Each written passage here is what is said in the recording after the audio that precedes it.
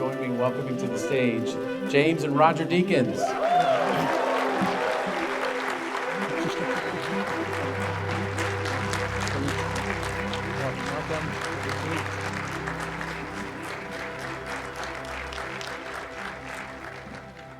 If you'll forgive me, I'm going to do the cheesy thing that I did last time. Points to those who get this.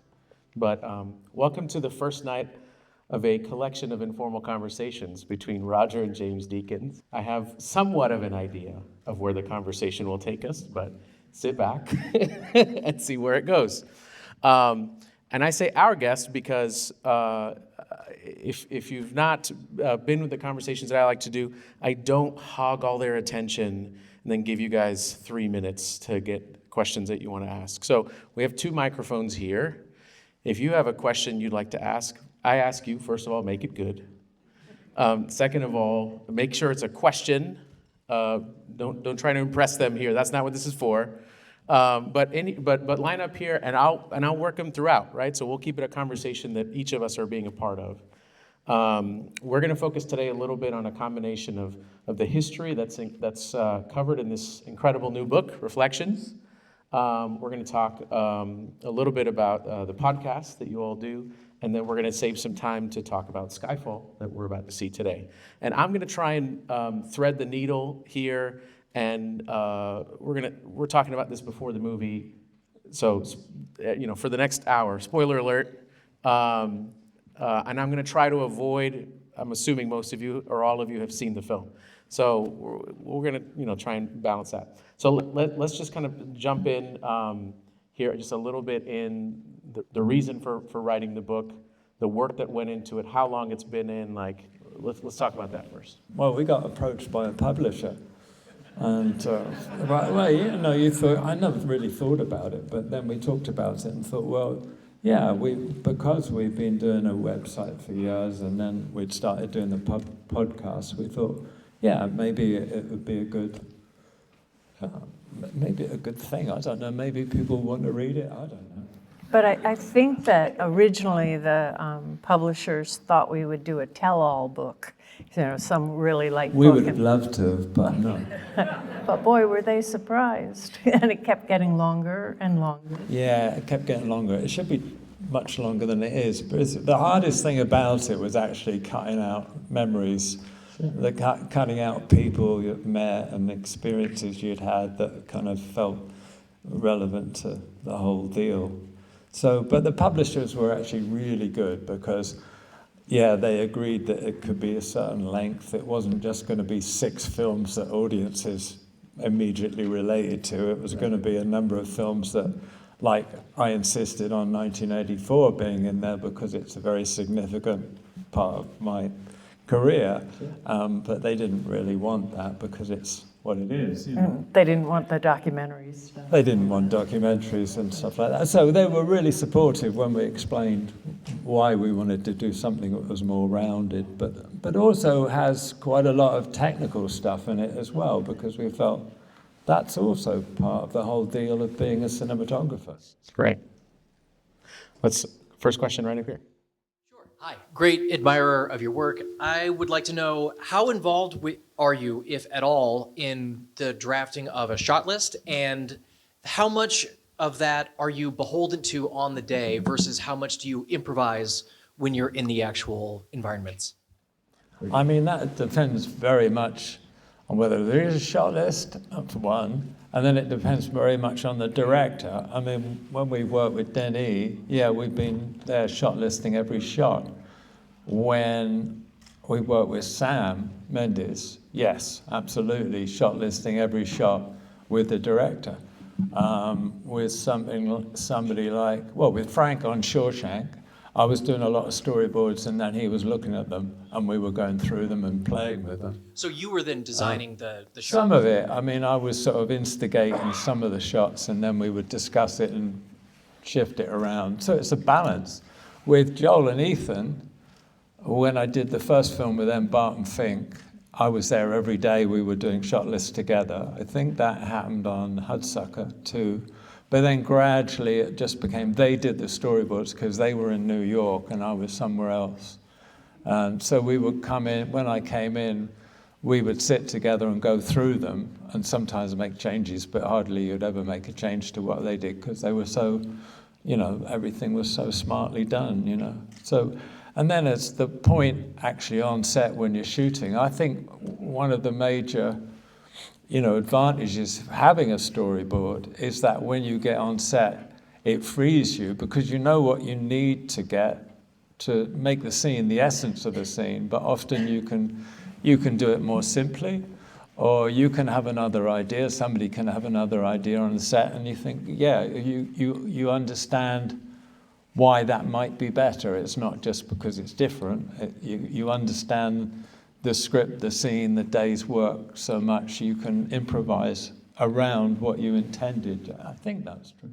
And it's also important to do it, to be open to that, because when you see the actors in the set and they do it, sometimes it just brings new ideas in and that are good, and you shouldn't be locked into just because you did it in prep. The strange thing on John and Ethan's films that I experienced was they did the storyboards and they didn't often show them to the actors.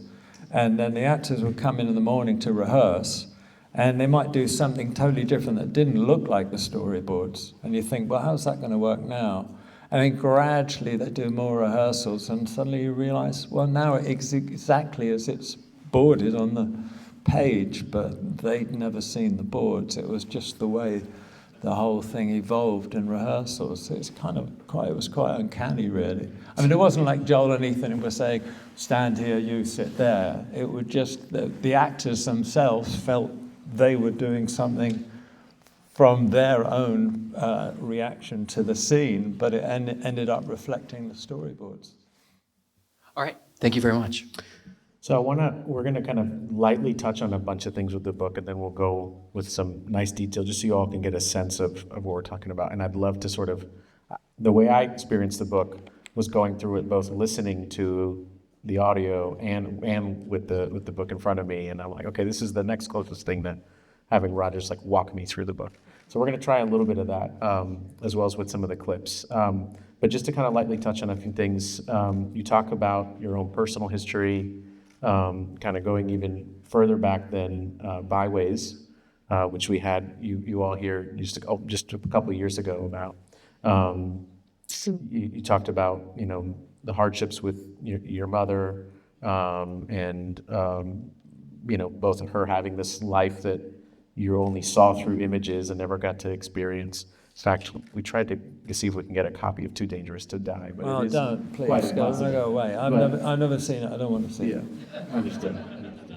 But it occurred to me, only kind of going back through this, and I think this I feel like this rings throughout, that your early history with photography and documentary filmmaking and experiencing these incredible moments from the yacht, race around the world to being in Africa, being in war-torn places, that it occurred to me that if I were to describe your aesthetic, it's actually to make it look like you're not doing anything, to make it as real as possible. I don't know if you agree or disagree with that, but it's occurred to me in a completely different way, that it's almost like the reason why this is Spinal Tap is funny, or that aesthetic that looks like a documentary is funny, because there's enough going on to tell your brain, like, this is real, this isn't made up, this isn't a fantasy.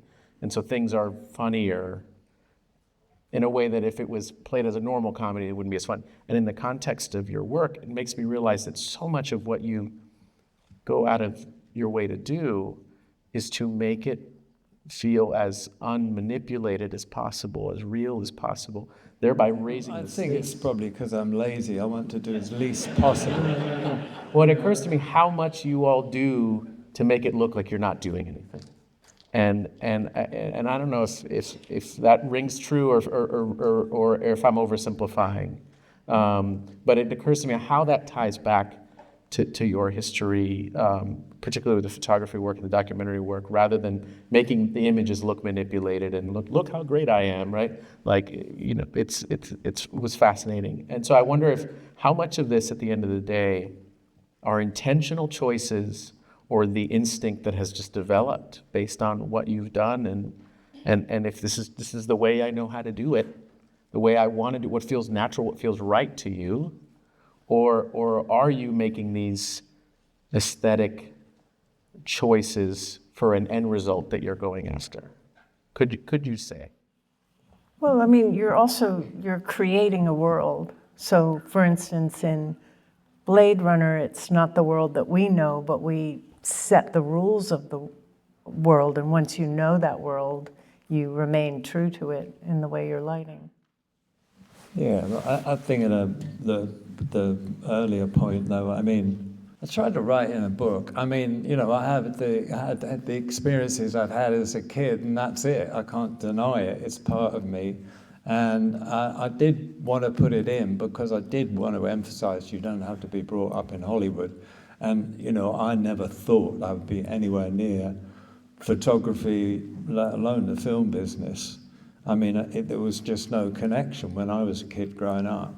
And yeah, anyway, I won't go on about it, but I just wanted to express that. And I think when I found image making, I mean, I wanted to reflect the world around me, and I think I reflect the world as much as I can on a film. I do it more, I think, in my stills, which are kind of more personal. And I think it comes from a place within you. And that place is something that's, it is an amalgam of all those things, experiences as a kid, or the things you've seen, or my documentary experiences obviously affect my personal point of view on the world now.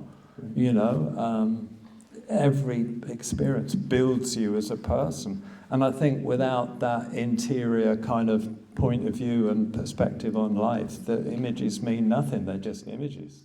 Well, and what I love is, especially looking at the body of the work that you all have done together, and even further back, just the work of yours, is you see a thumbprint. You start to see a thumbprint across directors. You start to see things, you know, that evolves, and how that all rings true. I want to go over here this side. I had a question for both of you guys. What is the biggest pet peeve that you guys ask of your camera department when you guys are filming? Well, that they be quiet on set, right? And that when they're dealing with production, they're not going in and as antagonistic, that they basically try and work things out and still get what we need. But that kind of behavior is important to us to be able to set the work. It's the behavioural aspect of it is as important as all the actual technical details about how they kind of prep a camera or work, you know, or choose the lenses or do the chart tests or whatever. It's actually their relationship on set to the actors and everybody else around them. That's a really undervalued kind of aspect of, you know, a crew's workplace, really, you know. So I want to start turning our attention to the book a little bit as well. You all know it well, but we're going to focus probably the most on Skyfall today, with a few other references. We'll touch a little bit on 1917. We'll touch a little bit on Jarhead. What I love throughout the book, though, is it's aside from, you know, we were working with so and so, and this is how we came about, and what we had to deal with the set conditions or the locations, but goes how much you go into the engineering of what you all had to figure out, and you know, developing the LUT, like all of this. And so I'm especially curious, just in putting this book together, how much of this were notes going back this many years that you all had versus had to kind of sit down and reconstruct how you came about this? Like, what was it like putting together and visiting this kind of breadth of work over this much time? Well, we had all those lighting diagrams and basically loose sleeves for each film.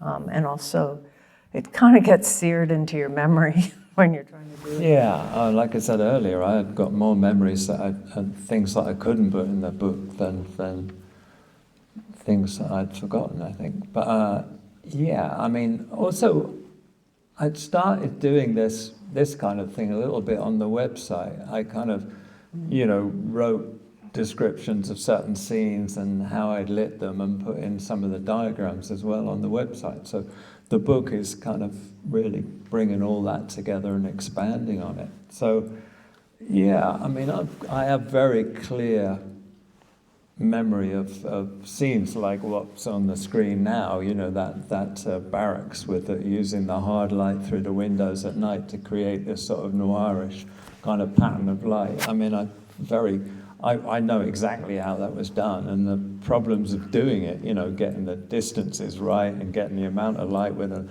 open-faced X-lamp or Goya, as it was called back then, these HMI lamps that had to be gelled to look like, anyway, it's all in the book. I remember it, you know what I mean? So it was just bringing all that out and trying to put it, I really wanted to put it in a way that is understandable, but I wanted it to be in a way that wasn't too technical, really, you know. So in some places, I haven't gone into detail about what a particular lamp is, and if somebody wants to explore what that lamp is, they can look it up online. But I think the general outline of doing, you know, of the task is kind of clear, I think, I hope.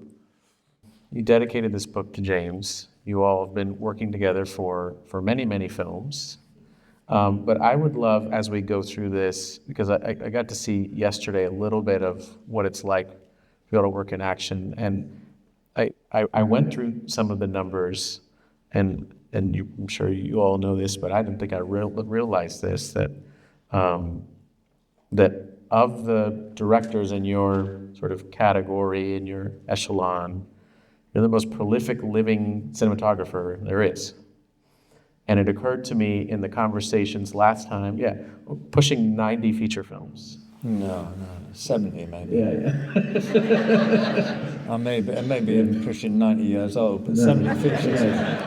And it occurred to me that the amount of, I realized from a working standpoint, this isn't just, you know, I want to be able to work with my wife, or I consult my wife for her opinion, like how interconnected you all work and how differently that happens. Sometimes you're simultaneously working on the same thing, talking about it, and then sometimes you're jumping ahead and working on. So I'd love to, if throughout we could talk a little bit about the mechanics of that, because that occurred to me, and were it not for that, we would not remotely have the number of Roger Deakins films that we do.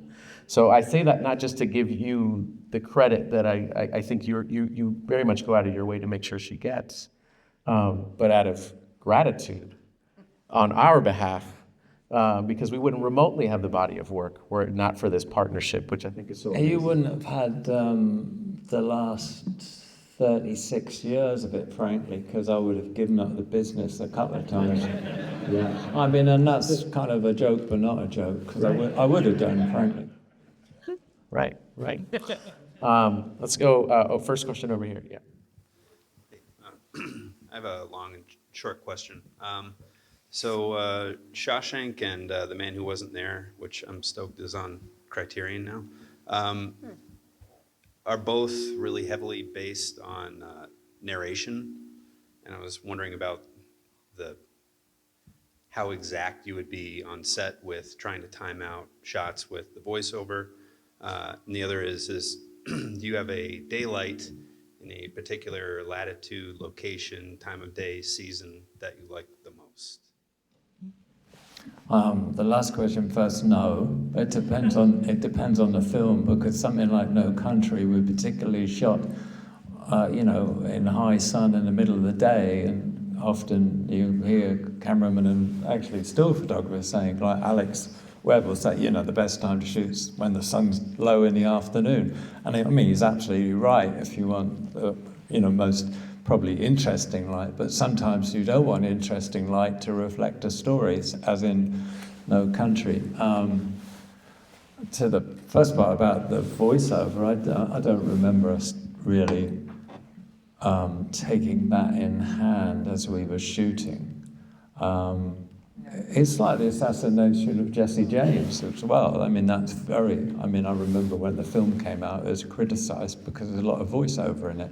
Then now you remind me, actually, it's in Shawshank and The Man Who Wasn't There. So what's the problem? I don't know. But we really didn't deal with that. I'm sure in the case of Joel and Ethan, they were aware of how much voiceover there were going to be on some of the walking shots of Billy Bob, you know, and the slow motion and stuff going down the street. But, yeah. But it's not like there were really specific actions that had to happen between this line and that line, so it was easy to, in the edit, to slip and slide. Yeah, yeah. It was interesting on Jesse James because the voiceover was done as a temp track, and the assistant editor did the voicing, and then when it came to the final thing, Andrew thought it was so good, the assistant editor ended up being the final thing. And it's based on a book, and that book is very lyrical, and that's what the voiceover comes from. And Andrew was well aware of the book as he was shooting it, so it fits with the voiceover. Yeah, I mean, that's the thing, you're in a certain tempo the way you're shooting, because you know it's that kind of, like in Jesse James, it's kind of tone poem, or even, you know, when Manu wasn't there in a way, it's not completely, a driven narrative. Somehow it sort of allows itself to have time for mood, and like movies should really, you know what I mean? So I want to turn our attention to this page. We see both an image from Jarhead as well as the enormous rig used for Jarhead. So as a working example, I'd love if you all could tag team on talking about maybe what aspects you were working together on versus taking the lead on separately. I have to say that I had to keep going to LA because we were timing Jarhead at that time. So I was. No, this is Jarhead. I I was see. You in were LA, timing Jarhead when we were doing. Jesse and James, I forgot and because Jesse we did Brown. that last night. Sorry. Yeah.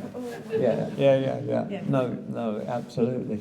I mean, there's a different sort of relationship, though, isn't it? I mean, I'm often on set, and you're working in the background to get things ready and make sure equipment and stuff is in place. But I have to say, when we're prepping, you're talking to me about the lighting all the time, and you will wake up at 2 in the morning and go, no, 2 10Ks, that's what it should be. And you do. So I do know the lighting. I want to start to look here a little bit at some of the Skyfall images, and it occurs to me that in the book you talk about you have a fear of heights, and yet I'm seeing you slide backwards down on what looks like a lazy boy on what had to be a very tall escalator.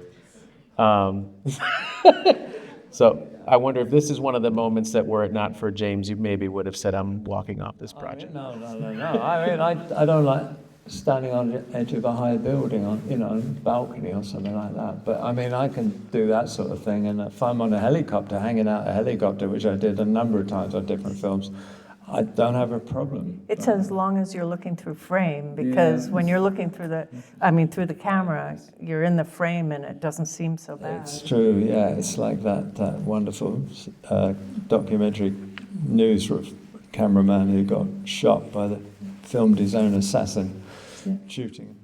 But also in that, you had Bruce. Wasn't Bruce right behind you and you trusted Bruce is on the railway carriage, and Bruce is on the back of the thing, out of shot, yeah.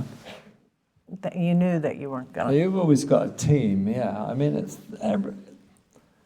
all these films, there's a whole team, and James is part of the team, and Bruce, a dolly grip, and a gaffer, and a key grip, and Andy, You're assistant. part of the team, We're all one team, yeah. You all have worked with the Coen brothers, with Denis, with Sam Mendes. There's a piece in the book where you're talking about your aversion. I'm not a biggest fan of action films, and to me, I say that as we watch this first clip, because there's a line in here where I feel like it resonates.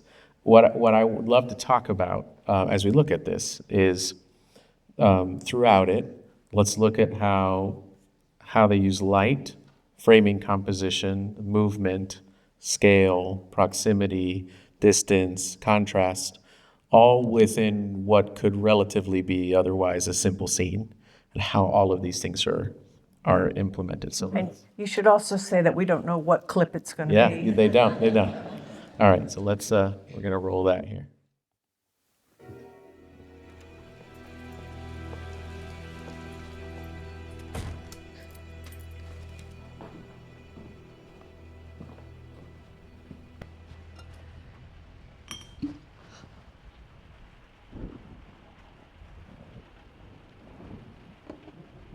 Where the hell have you been?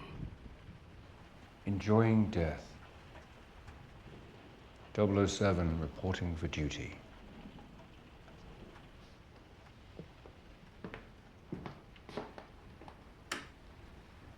Why didn't you call? You didn't get the postcard? You should try it sometime. Get away from it all. It really lends perspective. Ran out of drink where you were, did they? What was it you said? Take the bloody shot. I made a judgment call. You should have trusted me to finish the job. It was the possibility of losing you or the certainty of losing all those other agents. I made the only decision I could, and you know it. I think you lost your nerve. What do you expect, a bloody apology? You know the rules of the game. You've been playing it long enough. We both have. Maybe too long. Speak for yourself. Ronson didn't make it, did he? No. So this is it. We're both played out. Well, if you believe that, why did you come back? Good question. Because we're under attack. And you know we need you.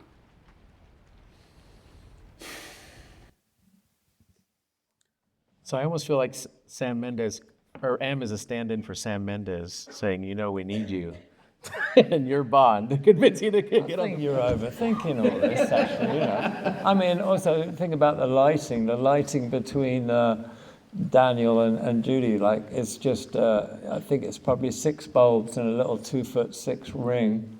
There's like probably 60-watt bulbs dimmed down. It's got silver foil around the outside, so you get this pool of light, and each is kind of slightly 3/4 top lit. And this was a set, so, you know, obviously it's artificial rain and all the light that you see outside the curtain. We picked a certain curtain so you would hardly see anything defined outside, but you'd see the points of light from little Inkies and little 300-watt Fresnels outside, all dimmed down with bits of gels on. And, you know, the whole idea was that you would see him as a silhouette when she comes in the door, blah, blah, blah.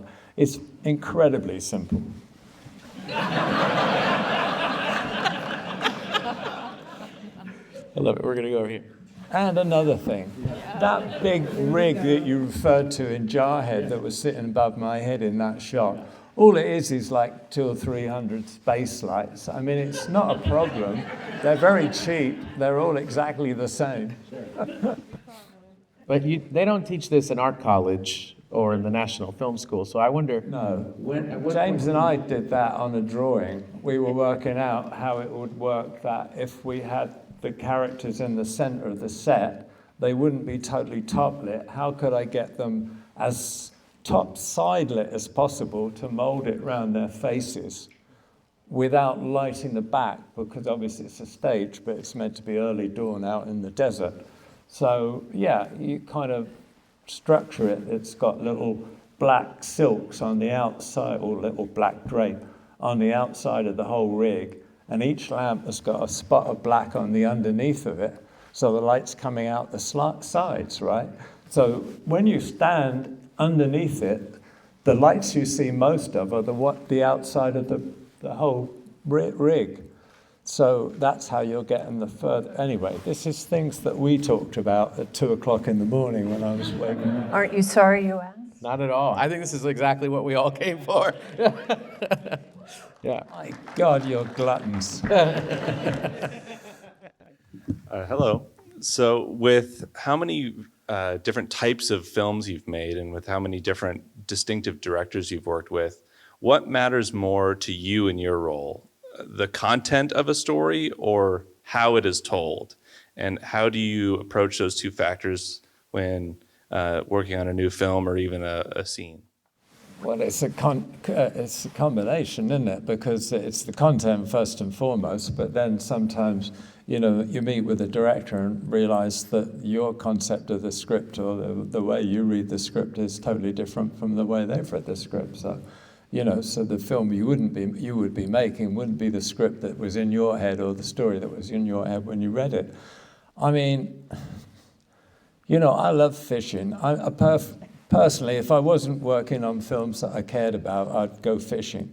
I mean, that's not just flippant. I mean, I was serious. I kind of walked away from the film industry a couple of times.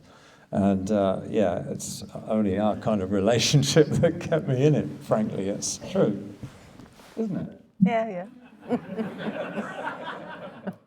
I wanna skip ahead here a little bit to this scene, just because you guys are about to watch it again, be able to really appreciate what all went into this. And so can you guys touch a little bit on in this segment about what led to getting to this set, and the challenges with the amount of with this glass. And it's funny that you mentioned the voiceover temp, because it reminds me of the jellyfish were a temp and then ended up staying in the film. Jellyfish.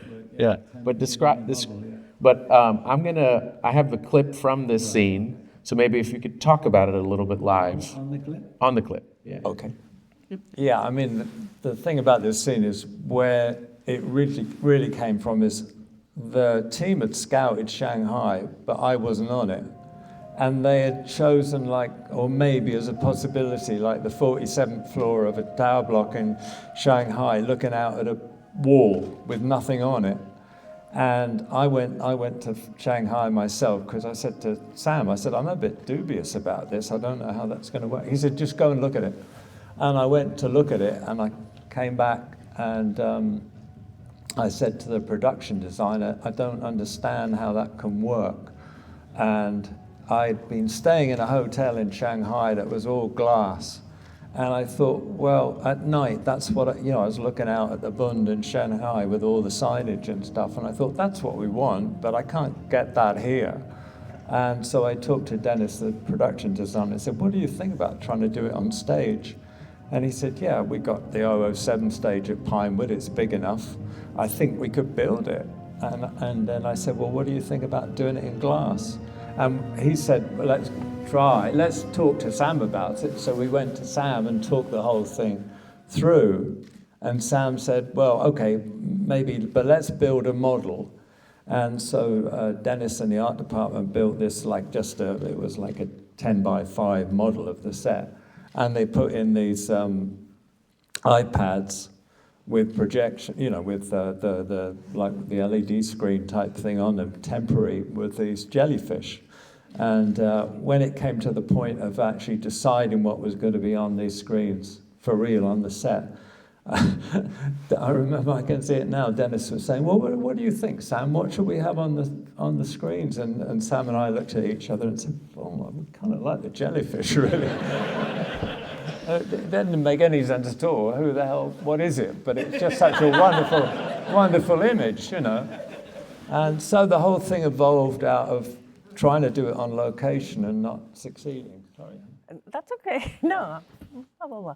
No, and, and the other thing, too, was on the set, everybody had to wear black because we're dealing with reflections. Right. And you talk about how you would then have to carefully walk through the set. So you don't Yeah, have to because run you couldn't through. see the glass. And you, every now and again you'd have, because somebody would bash into, usually me, bash into the glass. But it was great. I mean, it all had to be worked out that the glass could stand alone by itself, and then we had separate panels that we could move around to make more reflections. But I say, from the model with the glass and a little lipstick camera, we could look and see how the reflection's going to work on the glass and everything before the thing was built. So just to repeat back what I'm hearing, because the plan was we're going to go shoot in Shanghai. Well, that was the thought. Yeah, it wasn't locked in, but I said I scouted by myself to check what they thought might be the way to do it. And had you just said, yeah, sure, okay, then you would have been shooting in largely, black backgrounds, and it would not have remotely have Well, read. the idea was it was going to be put in by CG, but then I said, well, okay, so what's light in the set if the background's CG? So you're in a 47th floor in an office building that's actually got solid walls and just glass windows. I don't see what the source is. So we had that whole conversation. And what I love is your inner documentarian kicks in, and what you were observing and feeling in was all the glass, the reflection, the projection, in a way that probably would not have read in real life and shot and would have had to be CG. And yet instead you end up creating on a stage in London something that actually recreates in a way that feels and makes all these things true in a way that will ultimately translate on camera. Yeah, I mean, the biggest doubt was whether you could play that scene. As Sam said, well, how can you play a scene where one character can't see the other if everything's glass? So that's why we built the model and kind of looked at it in detail to make sure that it would be. And then we had to find the big LED screens to make sure they were big enough to work with the perspective. And then we had done one film digitally. This was basically our second one, and definitely production had no experience with digital. And we had to shoot the LEDs to see how the color was going to render, because at that time, early on, reds wouldn't render exactly as you were seeing it by eye. So and then there was a Murray pattern. If the screen was a certain definition, when it reacted with the definition of the camera with the screen of the camera, then that would interfere and you get a Murray pattern. So we had to work out what was which usable, screens really, would work, basically. yeah. We're gonna go over here. Hi. When you're reading a script, what specifically inspires visual ideas for you inside it? And how does that impact whether you shoot a scene simply or stylistically, especially in a scene with little action? I don't think you read a script with the visuals in mind. I think for me, I read a script, then if it affects me, in the same way if I read a novel or something, I don't read it to be visual. I mean, the example was after I'd done Shawshank, I was interviewed for a particular film, and I was talking to the director about the stylistic approach to it, and he said, "Oh no, I just want it to look exactly like Shawshank." And so I said I wasn't really interested, and then Tim approached, Tim Robbins approached and said, well, he was doing Dead Man Walking, but he said, I don't know if you'll be interested because I wanted to look really bland. I wanted it to look almost, boring. And, I read the script and said, yeah, that's absolutely the right take on it. I think you have to also have that initial conversation with the director to see what the director's thinking before you can think how visually you can tell what the director's going after. You kind of want to hold yourself back from thinking visually in the beginning before you know what he or she wants. Yeah, that's got carried away because all this is a director's work ultimately. You're there to service the script and add what you can of your own personal interpretation, if necessary. I'm going to skip some of what I had planned because that actually brings up, if we could then talk about how we ended up from this to that. Okay, exterior lodge, dusk. Something moving out there. Dark silhouettes approach. Cars parked at the gateway. Figures emerge, heavily armed. They approach the lodge slowly, creeping through the fog like wraiths. The only sound is their feet crunching on the moorland. They communicate through silent hand signals. They're professionals. Two men split off. They disappear around the side of the house. The others pass the parked DB5 and finally make it to the heavy front door. Now, there is way more in what we're about to see, visually and otherwise, than what's in here. Yeah, but there could have been even way more because originally this scene was set on the west coast of Scotland, north of Ullapool, I think. There's a little castle that faces onto it's right on the edge of the fjord, looking out towards the Atlantic. And there was a big forest on the inside, and there was this wonderful road approaching it. You had this could get this wonderful silhouette of the castle. And Sam's idea was that when at the end, when Skyfall burns, it would start in the forest and that would all burn. It was a wonderful location, and it's like Denis Villeneuve says, when you're doing prep, it's your one chance to dream, but then reality hits in. There's no way we could have filmed that at that castle, because it's preserved as a historic site. We couldn't have shot there at night. There's no way we could have burnt the forest. That would have had to be CG. And then we couldn't afford to put a crew up on the west coast of Scotland, so we had to come back somewhere within the circle of London. So this is actually shot on an army range, training range, outside Guildford, not that far from London. Now, and what I'm talking about is also just the choices of frame, of scale, the angles that are used. I'm going to play this. If you all could maybe talk and how we translate it from script to the images that were chosen here. Well, the house is obviously a built set. The lake in the background is CG. A lot of this was shot, not that, but some of it was shot second unit to get the right light over a long period of time. Much of it was storyboarded, but there's also a lot that second unit made up and that we made up on the day when we went there to augment the scene. That was a second unit shot. This was a second unit shot. After that shot, that's the shot that segues to the stage set where we're inside the door looking out. Yeah. So again, you know, we're storyboards, but you have a second unit like working on that, and they're working with the extras and kind of figuring it out, really. And how much are you, between what's storyboarded and what's picked up and found, are you working and talking, figuring out, sharing along the way, going, oh yeah, discovering, like, how does that unfold? We were watching what second unit were doing every day. We were somewhere else doing something else. I think we might have been doing the interior at the same time they were shooting the exterior, weren't they? Yeah, because we had to go back and forth with this exterior set because it had to be dressed in different ways. And you conceptualize it and then tell it to second unit, and they are supposedly, they know what it is that you want, and they're shooting it.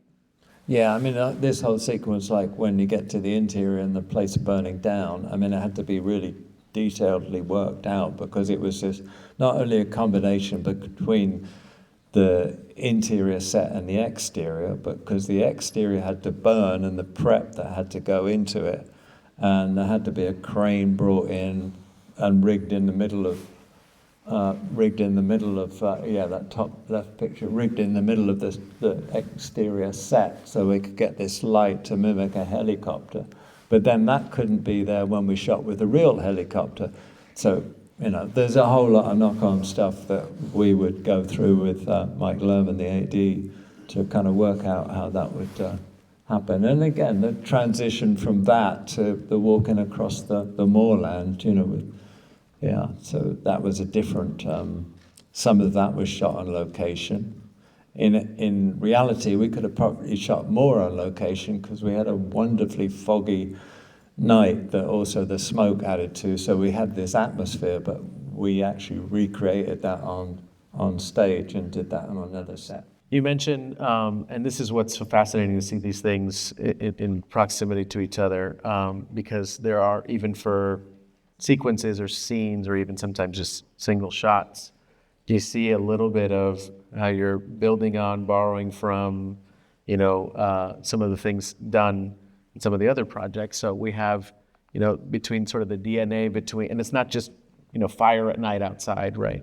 But the DNA between how these shots in Skyfall are pulled off, and then these in Jarhead.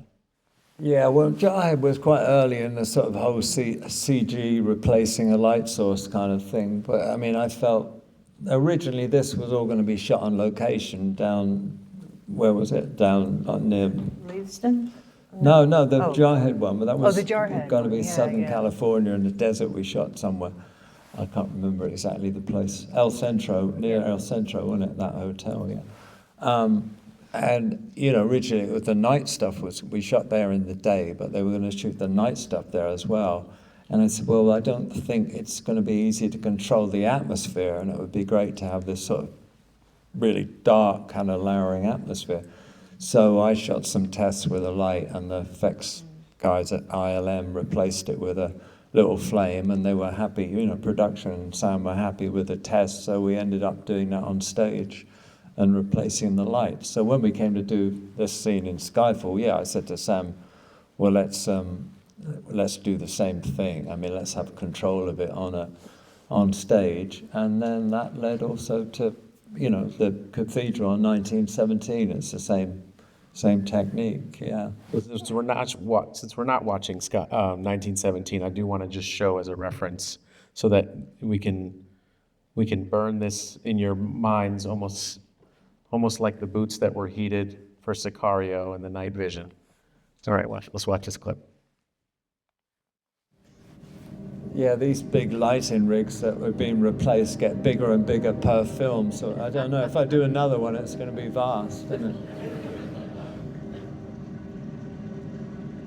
it? This lighting rig would have been bigger, but we were shooting in Pinewood, Shepperton rather, yeah, on the back lot, and it's near Heathrow, so they wouldn't let me go above 50 feet, so.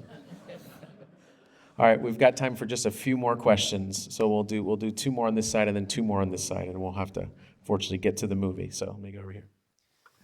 Hello. I love watching your movies, by the way.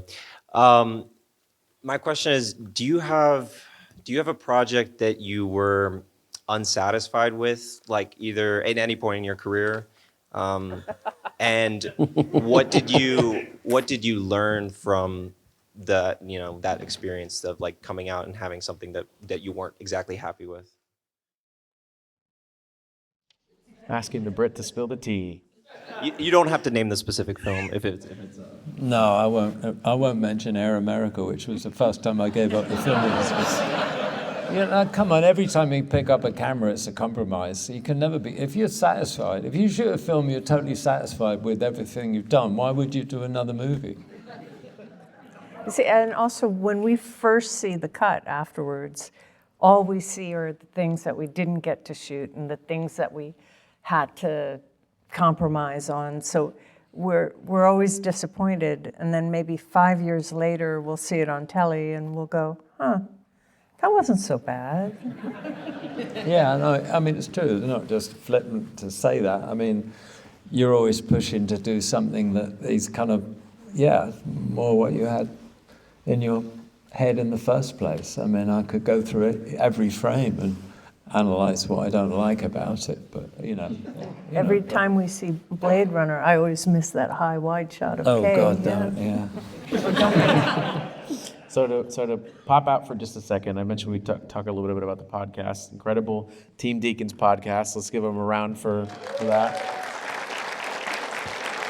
You guys are approaching 200 episodes. 350 because we did season 1. Season 1, that's right. So just season 2 is approaching 200 episodes. So I'm curious, despite the years of experience you all have had, through these conversations, are there things that you've come to learn or realize after talking to so many professionals on your podcast? Such a breadth of artists. Well, it seems to underscore all the time how making a film is a collaborative effort. And it's also wonderful to see how much passion people have, even though they approach things in completely different ways. Yeah, I mean, it's inspiring talking to people that care so much. I mean, there are some people that are doing it for other reasons, but the people that really care about what they're doing. We spoke to Jafar Panahi the other day, who guided it. Panahi. Panahi. Jafar Panahi. Yeah, who directed It Was Just an Accident, Iranian director. I know, it's just wonderful to talk to somebody who's passionate about what they do and just cares so much about what he's trying to do. I think it's also interesting to hear them talk about their approach, because everybody seems to approach slightly differently, and it definitely works for them. So you really see all the different ways that you could possibly do the same job. And also, like what was said about the book, their route to what they do, it's just so interesting, people's different backgrounds and upbringings. So almost as a counter to that previous question, after all these conversations, is there a film where, man, it'd have been cool to shoot that one? Was that a question? Yeah. Are Oh, there sorry. ones that you've thought of that was like, that would have been, if I can go back, that would have been a cool one to shoot? But it would have been because different. you can admire a film because it's with a combination of everybody that's been on it, and then somebody else would do it. It would be a different film, and you might not admire it. It wouldn't be the same thing, and I think that's what's really interesting about the way films come out of those collaborations. I believe it's not just the director. I think it's the whole crew, the whole team. It could even be, partly the craft services, as long as they're good. People work. I don't know, get more involved. Yeah. Let's go over here. Hi there, guys. Nice to meet you. Thank you so much for doing this. It's amazing. My question's about eye lines, and how involved are you with eye lines? You're smiling already. How involved are you with eye lines? And if you're not involved at all, well, that makes this question I'm hard. sorry, but I'm a cinematographer and an operator. Why wouldn't I be involved in the islands? And James used to be a script supervisor, so you're talking to the probably people that are more involved in eye lines than anybody else on the set. Because often a director has no idea what an eye line is. I mean, I'm not saying Joel and Ethan or Sam or but some directors, actually, some. But to be fair, also, they may be concentrating on something different, like performance, and they're not thinking about the cut. And I think it's really important constantly to be thinking about, this is a great shot, but does it cut? Where is it coming in? Does this make sense? This is great because I'm a director, so I want to learn. No, but tell them what an eye line is. But then I got to say, but then if you cross in the line, you've got to know why you're doing it. What's the reason? And if you watch like Jean-Pierre Melville's films, he'll cross the eye line deliberately because he wants to kind of like jolt the audience, but it's a particular effect. But, in that way you need to know the rules to know why you're breaking them, I think. But you should be working with a DP or an operator that is looking at that, because as a director, you're also thinking about 1,000 things, and the prop person keeps bugging you about this and all of that, and so you need backup. Yeah. So. Is there a quick like cheat that you think about when you're on set to establish the eye line really quick if you're technically just trying to hit it? You think about what the shots are that you want to take, and you just make, because sometimes there's a shot you really want, but if you take another shot and you use the different eye line, then that shot's not going to work. Right. So you think about what's the most important shot, and then I would say, and then work back from that. So, and then jump it if you want to do that effect, because it's a really great unconscious effect. People don't know why they're upset.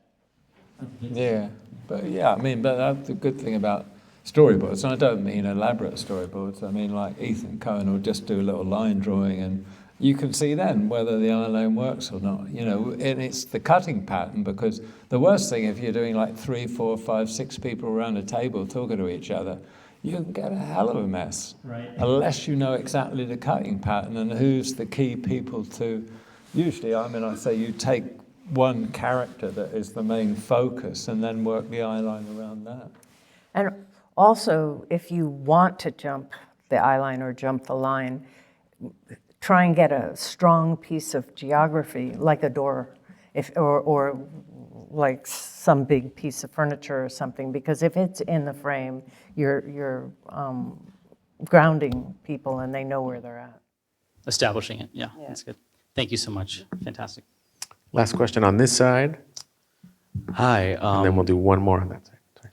I was really curious about your process with camera testing, and specifically over having many years of working with different formats and finding your preferred equipment. Is there ever a process when working with a director who maybe you haven't worked with as frequently as Joel or Denis, like when you worked on The Goldfinch, was there a process of almost like kind of naivete, like throwing everything out and starting from scratch, or is it coming with, this is how we like things and building off of that? And at what point do other department heads kind of come into play when sort of forming a LUT and forming a final look?